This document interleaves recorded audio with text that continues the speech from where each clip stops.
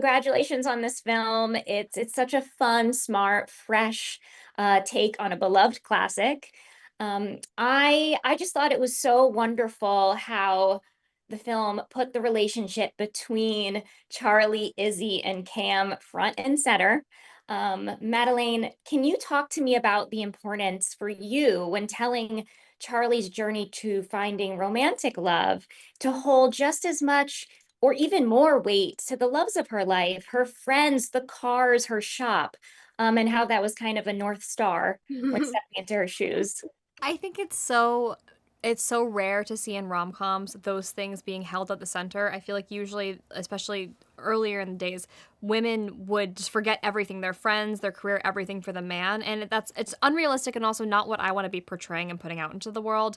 I certainly was a victim at, in the beginning of my life of throwing everything away for a man, and that's certainly not what I want to be doing in my adult life, and I don't want to be like entertaining that for other people as well. So that was really important to me, is like showing that you can balance everything, but also showing like what are the things that you should be keeping at your core that are the most important. And that is friends, family, and like the thing that you love the most, whether it be cars or your job or reading or whatever it is.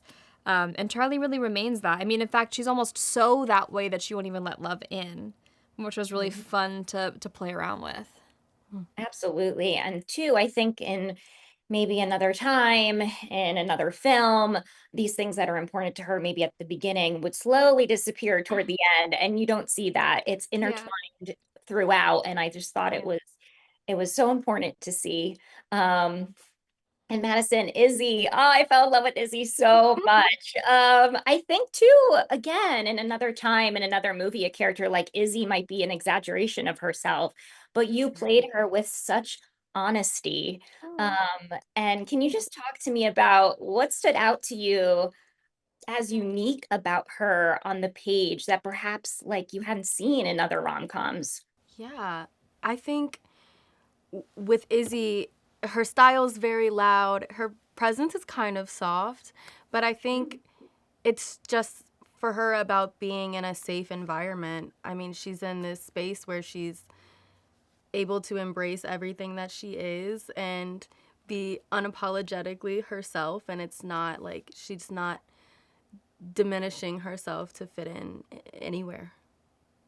Yeah, no, it was so cool. There's this moment in the film too where she pitches to Charlie to, expand the shop Yeah. to include nail art and I think like in a different situation it would be like, okay, it's cute. Okay. But like and the fact that they support each other and they continue supporting each other, it was really cool to see.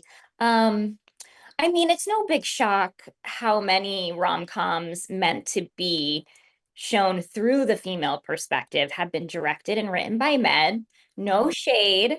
But I'd love to hear both your experiences working with your director, Lacey, and the writers and moments on Yeah. set that stood out to you both when you were grateful that this story in particular was being told through the female lens. I think I was just grateful to have this space to have a dialogue where we felt like we could bounce off ideas, and to also have the freedom that like we we have this role for a reason, and to really, I feel like Lacey gave us the opportunity to really like just bring what we were going to bring to the character, and then I feel like guided that with an open mind. Yeah, it was a very, very collaborative, female centric set. It was really beautiful. Yeah, absolutely. And I was thinking about that. I was watching the film because the setting it is an all-female auto shop. And I was just like, how cool that the what we see in the film reflects what these actors are also experiencing behind the scenes. And to me, that's just storytelling that's full of integrity. Um, and Madelaine, you were an executive producer on this. Is this your fifth time being a producer? And for, About, yeah, I don't know off the top of my head, but I think so. That sounds right. oh, Probably more, but that sounds right. That sounds good. Um, how has your work as a producer changed your creative process, maybe in front of the camera and or creative possibilities for yourself kind of moving forward?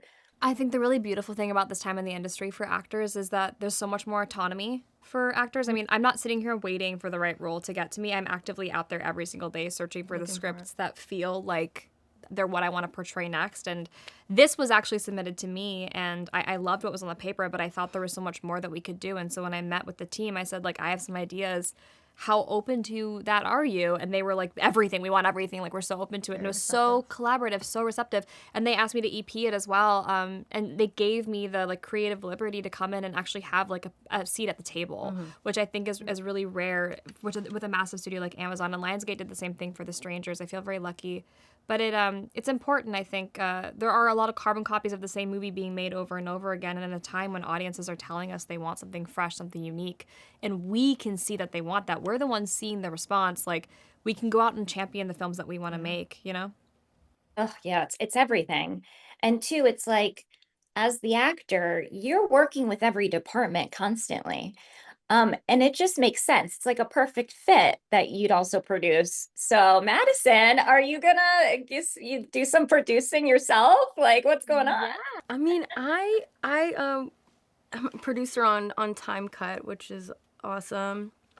But I definitely look forward to producing more in the future.